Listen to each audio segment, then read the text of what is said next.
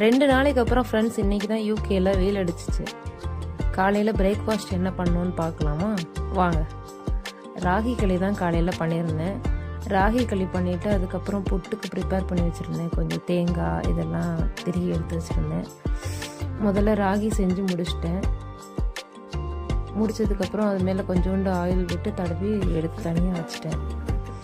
அதுக்கப்புறம் புட்டு செய்கிறதுக்காக குக்கரில் தண்ணி வச்சு அதையும் மூடி போட்டு சூடு பண்ணுறதுக்காக அடுப்பில் ஏற்றி வச்சுட்டேன்.